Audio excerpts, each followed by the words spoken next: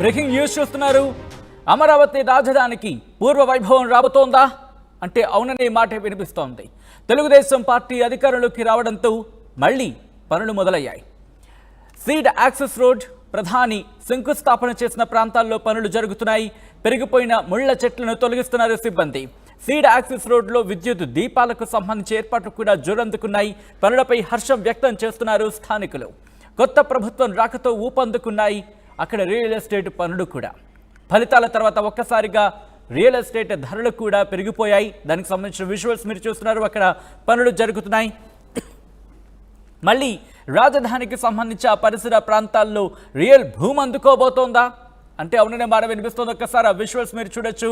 ప్రస్తుతం అక్కడ ఎటువంటి పరిస్థితి ఉంది అనేది. రాజధాని అమరావతికి పూర్వ వైభవం రాబోతోందా అంటే అవుననే మాట వినిపిస్తోంది. ప్రస్తుతం అక్కడ పనులు జోరందుకున్నాయి. తెలుగుదేశం పార్టీ అధికారంలోకి రావడంతో మళ్ళీ అక్కడ పనులు మొదలయ్యాయి.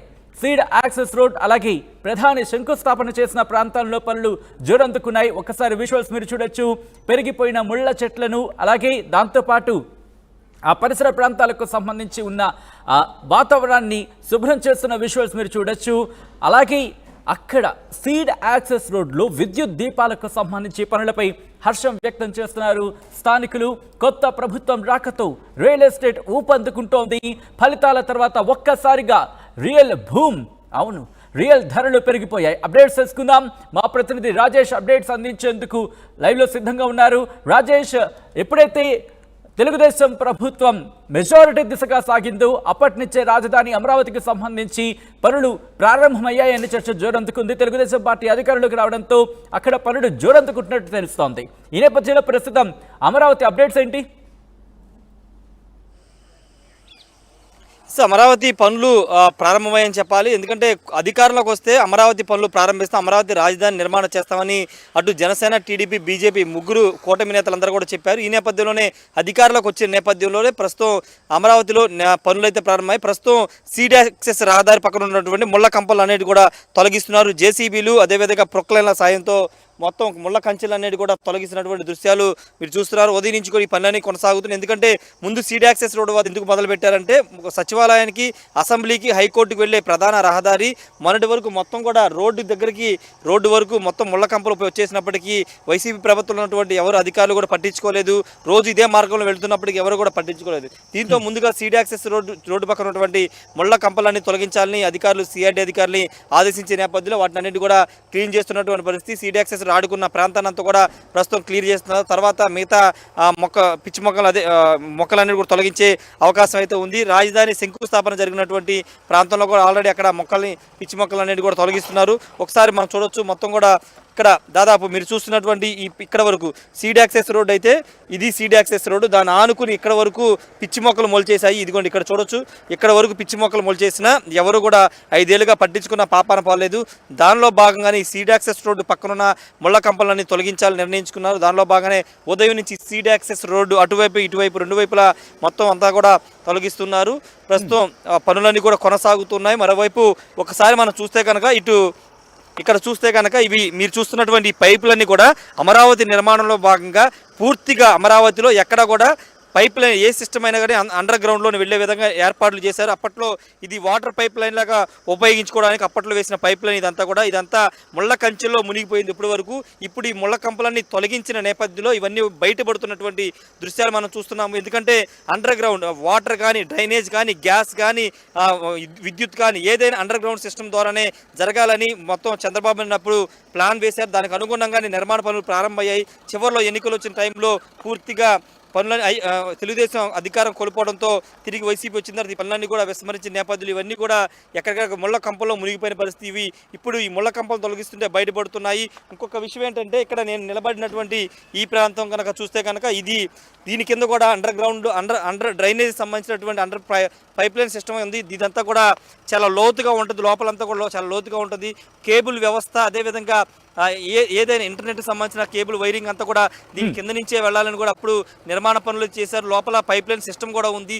ఇవి కూడా ఇప్పటి వరకు కనిపించుకోకుండా ఇవన్నీ ముళ్ళ పదలు కమ్మేసి ఉంటే ఇప్పుడు వీటిని తొలగిస్తుంటే అన్నీ బయటపడుతూ ఉన్నాయి. దాదాపుగా సీడ్ యాక్సెస్ రోడ్డు చుట్టుపక్కల ఈ వ్యవస్థనంతా ఏర్పాటు చేశారు. సీడ్ యాక్సెస్ రోడ్డు అంటే ఇక్కడ అమరావతిలో ఉంటూ అమరావతి నుంచి నేరుగా అనంతపురం వరకు కనెక్టివిటీ ఉండేలాగా ఈ సీడ్ యాక్సెస్ రోడ్ నిర్మాణం అయితే అప్పట్లో చేశారు. కానీ 5 ఏళ్లుగా వైసీపీ ప్రభుత్వం ఇక్కడ నిర్మాణ పనులు చేయకపోగా ఇక్కడ పేరుకుపోయినటువంటి ఇక్కడ చెత్తను కానీ లేకపోతే ముళ్ళ కంపలను ఎక్కడ కూడా తొలగించే ప్రయత్నం చేయలేదని చాలా స్పష్టంగా చెప్పొచ్చు. ప్రస్తుతానికి మనం చూస్తున్నాము, ఇదంతా కూడా మీరు చూస్తున్న సీడ్ యాక్సెస్ రోడ్డు 3 వరుసలు అంటే దాదాపు 3 జోన్లుగా ఈ రోడ్డు నిర్మాణం అప్పట్లో ఒక 20-30 సంవత్సరాలకి అడ్వాన్స్డ్గా ఆలోచించి అప్పుడు నిర్మాణం చేశారు. ఈ రోడ్డు చూస్తే కనుక మధ్యలో మీరు చూస్తున్నటువంటి ఆ భాగం అంతా కూడా పూర్తిగా విఐపి జోన్గా దాన్ని నిర్మాణం చేశారు. అంటే సామాన్యులకు ఇబ్బంది లేకుండా మధ్యలో విఐపి జోన్గా దాన్ని వెళుతుంది. అటువైపున ఇటువైపున నార్మల్ పబ్లిక్ వెహికల్స్ వెళ్లే విధంగా నిర్మాణం చేశారు. ఇది అంటే దాదాపు సంవత్సరన్నర కాలం పట్టింది ఈ సీడ్ యాక్సెస్ రోడ్ నిర్మాణం చేయడానికి. అంత పటిష్టంగా ఈ సీడ్ యాక్సెస్ రోడ్ నిర్మాణం అయితే చేశారు. దీని చుట్టూ ఇప్పుడు ముళ్ళ కంచెలు ఏర్పడడంతో వాటిని కూడా తొలగించారు. మీరు చూస్తున్నారు, ఇది సీడ్ యాక్సెస్ రోడ్, ఇది విఐపి జోన్కు సంబంధించినటువంటి జోన్. ఇది ఈ జోన్లో నార్మల్ వెహికల్స్ రాకోకుండా పూర్తిగా అటువైపు ఇటువైపు మాత్రమే నార్మల్ వెహికల్స్ వస్తూ ఇటు ముఖ్యమంత్రులు మంత్రులు విఐపీలకు సంబంధించిన జోన్ ఏర్పాటు చేసుకుని ట్రాఫిక్ అంతరాయం లేకుండా అంటే అమరావతిలో 2050 వరకు ఇబ్బంది లేకుండా ప్రజలు జనాభా పెరిగిన ఇబ్బంది లేకుండా అలాంటి రోడ్డు వ్యవస్థని అప్పట్లోనే తీసుకొచ్చారు. కానీ ఈ రోడ్డును కూడా నిర్వీర్యం చేశారని చెప్పాలి. ఎందుకంటే ఎక్కడా కూడా ఈ రోడ్డు నిర్మాణం పూర్తి స్థాయిలో అనంతపురం వరకు ప్లాన్ చేస్తే అనంతపురం వరకు దీన్ని నిర్మాణం అయితే చేయలేదు. సచిన్, ఏదేమన్నప్పటికీ ప్రస్తుతానికైతే అమరావతికి మంచి రోజులు వస్తున్నాయని రైతులందరూ కూడా సంతోషపడుతున్నారు. తెలుగుదేశం పార్టీ అధికారులు రావడంతో అమరావతి నిర్మాణ పనులు అయితే ప్రారంభమయ్యాయి. అంటే ఇంకా ఇవి స్టార్టింగే కాబట్టి ఇవన్నీ మొత్తం అంతా అన్ని రాజధాని 29 గ్రామాల్లో రైతులు ఇచ్చిన భూముల్లో పిచ్చి మొక్కలు మలిచాయి. వాటిని ముందు క్లియర్ చేస్తున్నారు. ఆ జంగిల్ క్లియరెన్స్ అయిన తర్వాత already permanent secretariat, permanent assembly, permanent హైకోర్టుకు సంబంధించిన అంశాల్లో ఆల్రెడీ శంకుస్థాపన 2018లోనే శంకుస్థాపన చేశారు. ఆ నిర్మాణాలు బీమ్ లెవెల్ అంటే కింద ఆల్రెడీ కాంక్రీట్ వర్క్ అంతా కూడా అయిపోయింది. ఇప్పుడు అక్కడి నుంచి పనులు మొదలు పెట్టాలి కాబట్టి ఈ నెలాఖరు నుంచి పూర్తి స్థాయిలో ఆ కాంక్రీట్ పనులు కూడా మొదలయ్యే అవకాశం కనబడుతుంది. మరోవైపు దాదాపు 20 రహదారులు అంటే ఇంటర్నల్గా అమరావతి ప్రాంతంలో కలుపుతూ ఇంటర్నల్గా రహదారులు నిర్మాణం చేశారు. ఆ నిర్మాణ పనులు కూడా ఎక్కడికక్కడ ఆగిపోయాయి కాబట్టి వాటిని కూడా తిరిగి ప్రారంభిస్తారు. అదేవిధంగా వివిధ యూనివర్సిటీలకు వివిధ సంస్థలకు ఇచ్చినటువంటి భూముల కేటాయింపు అయింది గతంలో జరిగేది. ఆ భూముల్లో నిర్మాణ సంస్థలు కూడా ఆపేశారు. ఇప్పుడు తిరిగి ఆ నిర్మాణాలు కూడా కంపెనీలకు సంబంధించి కానీ లేకపోతే విద్యా సంస్థలకు సంబంధించినటువంటి నిర్మాణాలు కూడా తిరిగి ప్రారంభమయ్యే అవకాశం కనబడుతుంది. ముఖ్యమంత్రిగా చంద్రబాబు ప్రమాణ స్వీకారం చేసిన తర్వాత దీని మీద సిఆర్డీఏ మీద రివ్యూ చేసిన తర్వాత పూర్తి స్థాయిలో పనులు అయితే ప్రారంభమయ్యే అవకాశం ఉంది. సచిన్, కానీ మీరు అన్నట్టు నిర్మాణాలకు సంబంధించి మాట్లాడుకున్నప్పుడు ఇప్పటికే ఎందుకంటే అప్పుడు కొన్ని నిర్మాణాలు చేపట్టున్నారు, కొన్ని పూర్తి కాకుండా మధ్యలో ఉన్న పరిస్థితి మనం చూసాం. ఇప్పుడు వాటి నిర్మాణాలు దెబ్బతిన అవకాశం, ఎందుకంటే దాదాపుగా ఇన్ని రోజులు పట్టించుకునే పరిస్థితి ఉంది కాబట్టి ప్రస్తుతం అక్కడ ఎటువంటి పరిస్థితి ఉంది, వాటికి సంబంధించి అధికారులు వెళ్ళి చూసే ప్రయత్నం ఏమైనా చేశారా? ఇప్పుడు సిఆర్డీ అధికారులందరూ కూడా కదులుతున్నారు. అంతా కూడా ఇక్కడ జరిగినటువంటి ఆ పనులు కానీ ఎక్కడైతే పనులు నిలిచిపోయి ఆ పనులకు సంబంధించిన డీటెయిల్స్ అన్ని రికార్డ్ చేసుకుని రేపు ముఖ్యమంత్రి అయిన తర్వాత చంద్రబాబు ప్రమాణ స్వీకారం చేసిన తర్వాత ఆ రిపోర్ట్ అన్ని కూడా సిద్ధం చేస్తున్నారు. ఎక్కడెక్కడ పనులు నిలిచిపోయాయి.